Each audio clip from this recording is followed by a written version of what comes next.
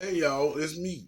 I'm back with another reaction to them stupid ass stories, or them animated stories that they be lying about.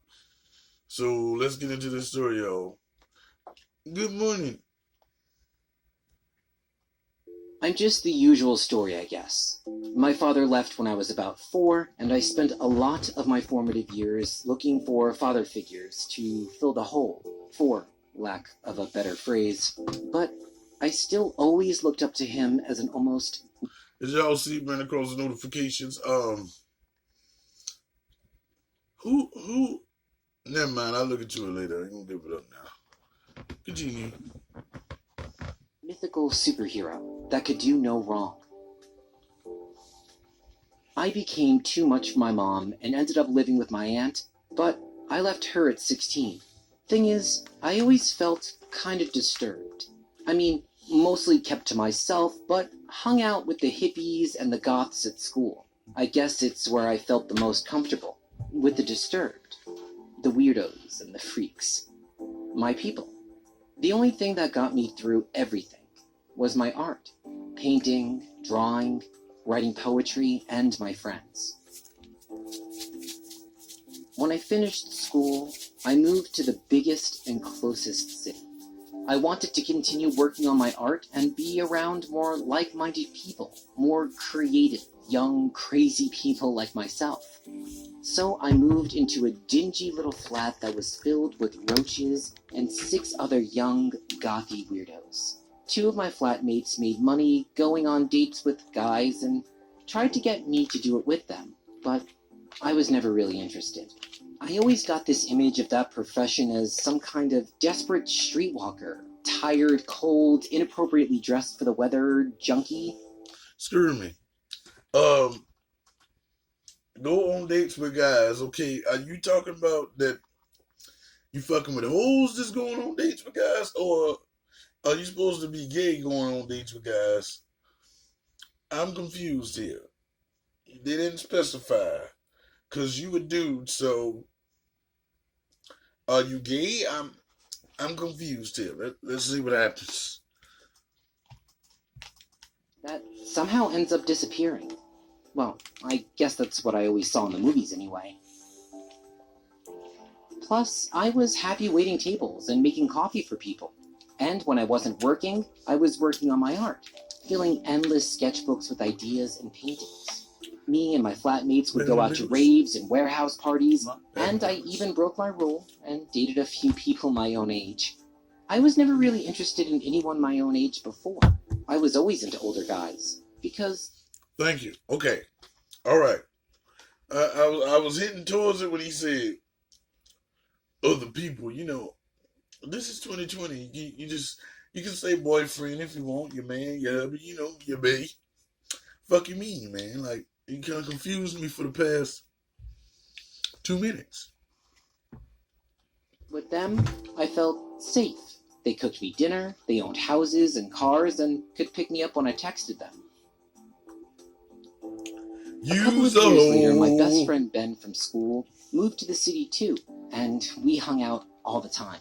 When he followed me to the city, my flatmates managed to convince him to start going out on dates for money as well. I guess a small part of me felt kind of disappointed to see Ben do this. I always thought so highly of him, and he had heaps of different skills, so him doing a job like this seemed kind of like he was selling himself short.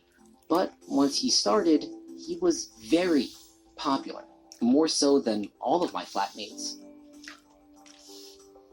He was constantly getting texts and then disappearing. He was always on the go. It was like a full-time job. But when he was Yeah. around, he always had money and seemed happy to pay for things. Dinner, drinks, etc. Though sometimes all he wanted to do was smoke and sleep. He'd tell me intimate details of his dates, where they went, what they did, sizes, everything. He even had high-profile clients, like a politician and a celebrity or two, and also a priest. Mm. After a year or so, I finally managed to sell my first artwork in a group exhibition, and I was over the moon. I felt like I had made it, like all No, my I'm just hard saying. work They had to was throw that in. finally paying off. Someone paid good money to buy my painting, and I was officially paid as an Remember, it's a fake artist. story, so I just why they wanted had to to throw that scream in? it at the top of my lungs. I'm an artist! Then, later on, I was hanging with Ben and celebrating when he asked how much I sold it for. When I told him, he got out a huge roll of cash and said that was what he made just that day. It was triple what I got for my He said the rocks. In one day, he made triple what I had made for months and months of busting my ass, conceptualizing and drawing and painting, and even working cafe jobs to save enough to get it framed. Then he also told me about his clients, how they were basically my type anyway. Older, established guys in suits with cars and houses, and boats even. I think there was just always a part of me that was still that little boy, wondering where his father went, and trying to make up for that loss. I felt like he gave me a wake-up call. I mean, he kinda had a point. If I was into guys like that anyway, why not use that to my advantage? I feel you. So I decided, okay, fine, I'll do it. But if I was gonna do it, I would do it like Ben. He only took jobs through an agency. Out calls with a driver to pick you up and drop you off at someone's house, or in calls at a place run by the agency. That was the safe option. Plus, agencies had a huge established client base they worked off of. There were a couple of agencies to choose from, but I did the same one as Ben. But they So do this I at went the in for an application. interview. When I walked into the office, there was a tall, buff, older man in a suit, sitting behind a desk with a clipboard and a few other people surrounding him. They straight away asked if I could remove my shirt, so I did. They made some noise of approval, ticked a box on a form, and then asked how old I was, what kind of things I'd be comfortable doing and not doing, where I was from, what name I wanted to use, that kind of thing. Then they got me to pose for a photo against a wall in the office for their website. I felt a bit nervous, but they assured me that my face wouldn't be in it. They did one with my clothes on, one with my shirt off, and one with my pants off as well. In fact, I found the whole situation strangely exciting. However, my first job was awful. After the photos, they took me down the hall from the office and pointed out a couple of rooms that were used for jobs. Both rooms had a large bed, a TV to play racy films that the client wanted, side tables filled with protection and ensuite bathrooms. Then they took me to the common room and introduced me to the other boys. There was a TV, a fridge filled with snacks, comfy leather couches, workout equipment, Wi-Fi, and a smoking area. So we all sorta hung out there, though you could go out and sorta be on call once you were a little bit more established. In the common room, there was a red light that would blink when there was a client in the house. The manager would come out and say what kind of What the guy fuck or is this? guy. Is this a strip club? When I was there, the light blinked, and apparently because I was new, the client wanted to meet me too. I was really nervous when it was my turn to meet him. I definitely didn't feel any kind of chemistry with him. He wasn't my type at all, and he didn't seem overly interested in me. He didn't even look at me in the eyes once. He just glanced at my shorts a couple of times with this kinda desperate look. I was a little shocked when I found out that he had picked me. I felt kind of panicked realizing what I'd signed up for. The manager gave me a couple of fresh towels and told me what room he was waiting in. I really didn't enjoy what we did. He didn't look away from the film playing the entire time, and to be honest, it kinda hurt. Afterwards, I just felt kinda used up. I was so happy when our time was over. Excuse me. What kind of hurt? The booty injury? What did you talk about? His feelings. I don't think it was his feels. I It think was because he didn't pay no attention to him. Did you hear him say he looked at them? No, I understand that, but Oh yeah, he hurt his feelings. Like I was watching the clock the whole time. And in the end, he didn't even really say goodbye. He just kinda went really awkward again and said thanks, and left without looking up once.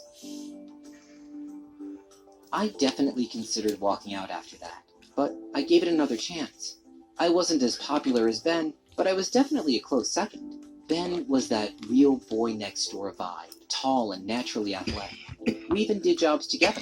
We had plenty of requests. We were best friends anyway. It's not like we hadn't seen it all before. There were heaps of other guys, too. We called ourselves the Lost Boys, like in Peter Pan. All different types for different tastes. Built, thin, tall, short, blonde, redhead, ethnic, into weird things. One guy I met even had a fiancée, and apparently she went on dates for money, too. The weird thing about going out on dates for money, well, for me anyway, was after a while, normal dates started to feel like work, like a chore, or I'd feel ripped off. Plus, Ben was always getting me into kind of bad situations, stranded in the middle of nowhere, or messed up in a hot tub at a dealer's house who kept trying to add things to our drinks. I feel like sometimes he'd ask me along because he needed someone to look out for him. No one else at those parties would. One time, I got an out call, and it almost made me stop altogether. The thing is, lots of times there were guys that didn't even want to do anything with you. They just wanted to talk or cry on your shoulder or hold you, admire you, get drunk with you. Some people refused to work those jobs, and I wasn't sure why until I had this out call. The driver dropped me off, and I was standing in front of a tall, decrepit apartment building. Cracked, cold concrete. I just got a very creepy vibe. Like someone was in the shadows watching me. The hedges were all overgrown and graffiti on the door as I walked up and rang the buzzer to the client's room. When I got up there, this very old man in his dressing gown welcomed me in. He was obviously a hoarder, and the place had an odd smell. It was dimly lit. He offered me a drink, which I watched him pour, of course, and then we sat down and we talked. He told me all sorts of things about his life, and as the time drew on, he said, "You know, I picked you because I've been watching you for a while now." Something about the way he said it made my skin crawl. I mustered an uncomfortable smile, and then he turned the lamp to show me a wall of printed out pictures of me he had. Not just the headless shots from the agency site, but pictures from my personal Facebook as well. All cut out around the edges and taped to the wall and faded from sunlight. I felt sick to my stomach and stood up. "My driver will be here soon. Sorry, but I have to go," I said as I quickly walked toward the door. "You can't leave," he said.